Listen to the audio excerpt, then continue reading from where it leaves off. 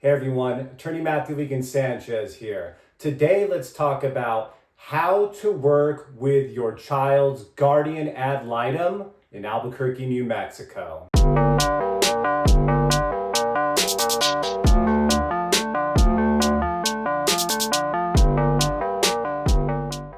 What is a Guardian Ad Litem? A Guardian Ad Litem, GAL, is an attorney that represents your child, represents your child's voice, and ultimately does an investigation to determine your child's best interest.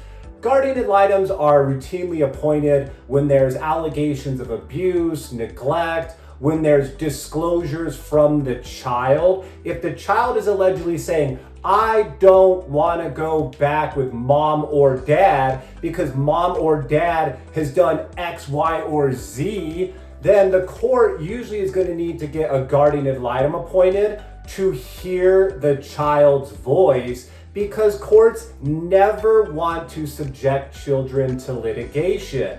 So instead, the court will appoint a guardian ad litem to do an investigation, hear the child's voice, and then ultimately make recommendations about the child's best interest with custody or time sharing. Pay your guardian ad litem's bill. There's no quicker way to sour your relationship with your guardian ad litem than to not pay the bill. Think about it this way. A guardian ad litem is doing a service for you and your ex. If someone hires you to mow the lawn or do any other service and they don't pay you, how are you going to feel about that person? Probably not sunshine and rainbows, so pay your bill. And it's also important to pay your bill because practically, if you don't pay the guardian ad litem and the guardian ad litem can't move forward, sometimes your ex will win by default. Because the guardian ad litem can't do an investigation or recommendation, the court may rule by default for your ex. So pay your guardian ad litem. Be the reasonable parent.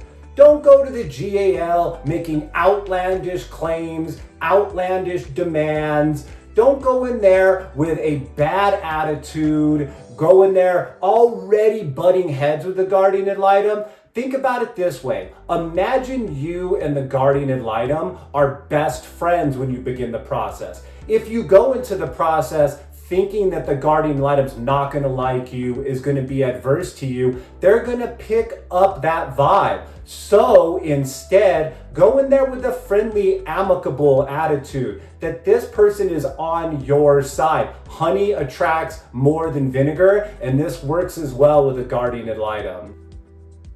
Focus on the child and not the other parent.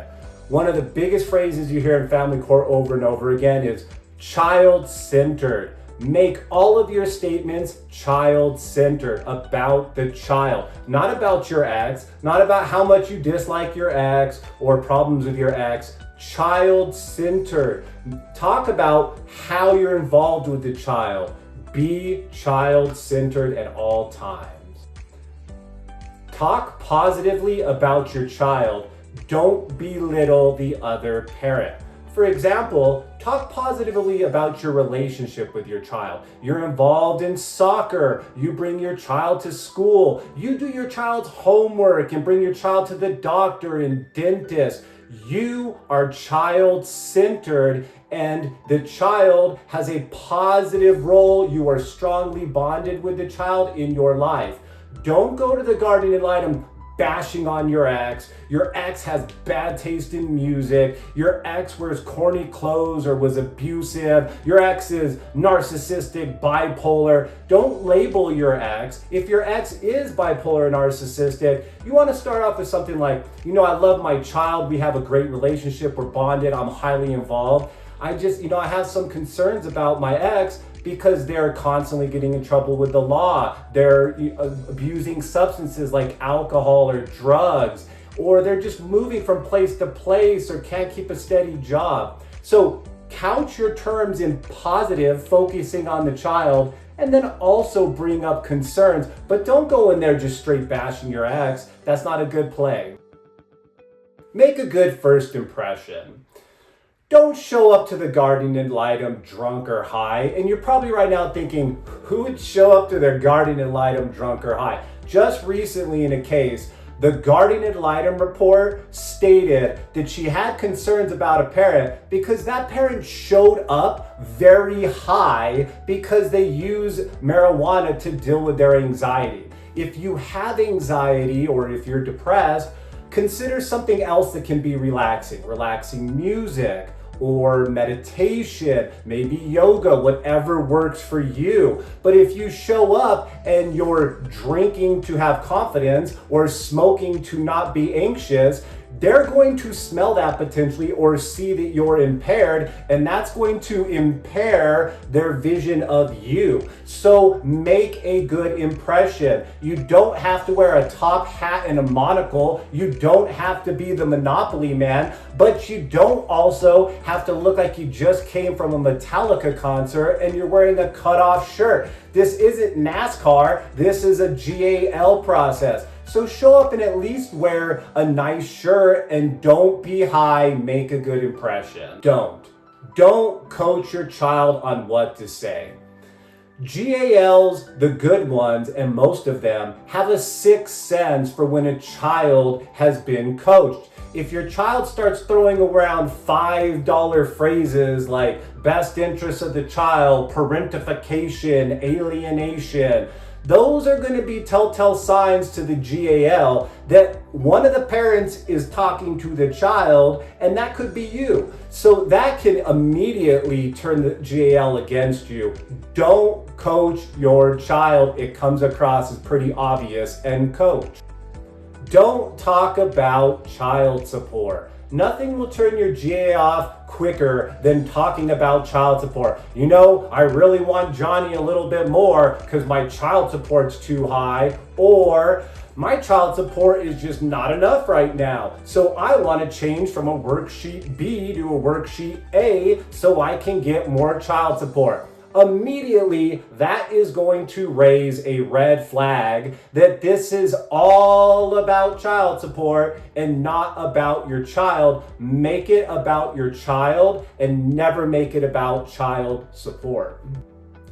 Don't badmouth or belittle your ex. Your GAL doesn't want to hear all the reasons why you broke up with your ex, all of your ex's dirty laundry, unless it's something that's concerning that impacts the child. Don't go in there swinging on your ex. Instead of swinging on your ex, think about embracing your child and how bonded you are with your child. This is about your child. The GAL doesn't care about your relationship with your ex necessarily. They care about your relationship with your child. So talk about your child. Talk about how you're involved with your child. Talk about how your child is the absolute center of your life, not that the center of your heart wants to beat up on your ex. Don't belittle your ex. Don't ghost your GAL. Don't go MIA. Don't fail to respond to text messages or call if the GAL's calling you.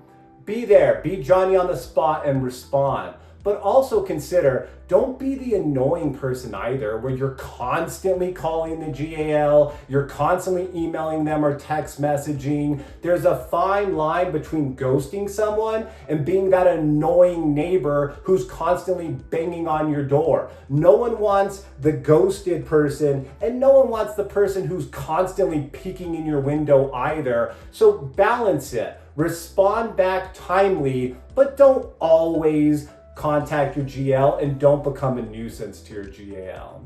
Do you still have questions about your guardian ad litem or a divorce and child custody case that involves a GAL? If so, call me. Call Matt Sanchez at 505 Sanchez. I can talk to you about your individual case and working with your guardian ad litem.